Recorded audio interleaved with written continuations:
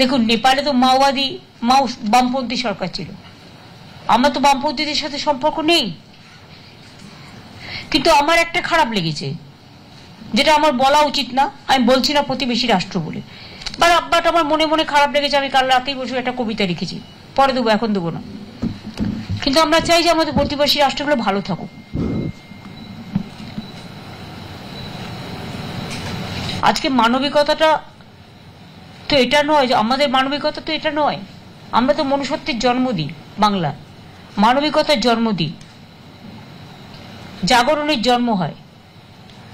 একটা মানুষকে জ্বালিয়ে দিয়ে, জীবন্ত মানুষকে জ্বালিয়ে দিয়ে সেখানে একটা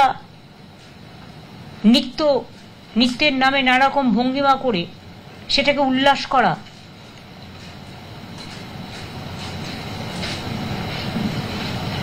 এটা কিন্তু মানবিকতার কোনো অঙ্গ হতে পারে না।